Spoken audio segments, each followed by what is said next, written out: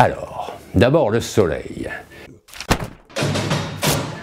J'ai écrit un livre qui s'appelait « Le soleil est une fête ». Je persiste et signe. D'ailleurs, quand il n'y a plus de soleil, tout le monde s'en plaint. Mais maintenant, quand il y a trop de soleil, tout le monde s'en plaint.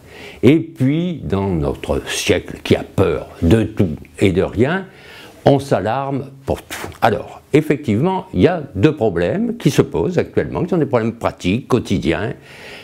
Est-ce que les cabines à bronzer, qui donnent des ultraviolets, sont dangereuses ?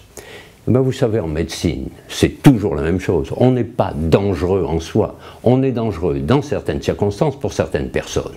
Et il est vrai que faire de la bronzette du 1er janvier à la Saint-Sylvestre à raison de 3 fois par semaine, avec des appareils quelquefois mal équipés, c'est nul. Et ça fait courir de véritables risques. Bon, mais ensuite, lorsque on veut faire quelques séances de rayons ultraviolets, je vais vous dire, je vais encourir la méchanceté de tous les dermatologistes, mais moi qui étais professeur de dermatologie, je peux vous dire que quand même, il ne faut pas tomber d'un excès dans l'autre. Alors après, il y a un problème, c'est que quand vous êtes au soleil, ça c'est à bien comprendre, et que vous avez chaud, c'est les rayons infrarouges qui donnent du chaud. Quand vous êtes bien, oh on est bien, il fait chaud, c'est les rayons infrarouges. Les rayons ultraviolets, vous ne les sentez pas. Mais ils ont une action retardée. C'est-à-dire que vous avez beaucoup de gens qui, le premier jour, blancs comme des cachets d'aspirine, se mettent au soleil, et puis à la fin, quand ils rentrent chez eux pour prendre une boisson alcoolisée ou non alcoolisée, se disent « Ah bon, ben chic, j'ai pas pris de coup de soleil ». Erreur. C'est 6 heures après que le coup de soleil apparaît. Parce que le coup de soleil, ce n'est pas une brûlure thermique. Si vous brûlez avec une cigarette, ou si vous asseyez sur un poêle chauffé au rouge, vous avez tout de suite la sensation que c'est de brûlure.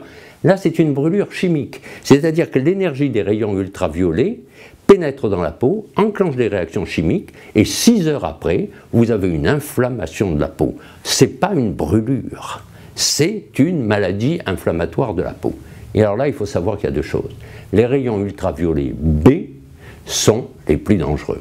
Et les rayons ultraviolets A, c'est ceux qui passent à travers une vitre. Les B ne passent pas à travers une vitre. Or, vous pouvez bronzer derrière une vitre.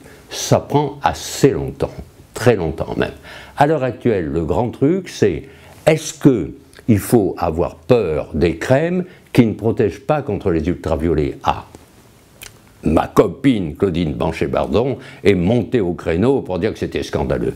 Elle a raison, il vaut mieux qu'il y ait de la protection anti-ultraviolet A en même temps que les anti-ultraviolets B. Mais moi, si vous voulez, je n'aime pas qu'on fasse peur aux gens à propos de tout et de rien. Et on terrorise les mères de famille, et on terrorise tout le monde. Non, non, non, c'est inutile. Je ne dis pas qu'il ne faut pas de protection, je dis, comme toujours, ça, c'est mon travers de professeur, qu'il vaut mieux enseigner les gens avant de chercher à leur faire peur. Voilà. Maintenant, il faut continuer à travailler dans ce domaine et chacun peut chercher de la documentation, mais dans le calme. Nous ne vivons pas dans une atmosphère de terreur.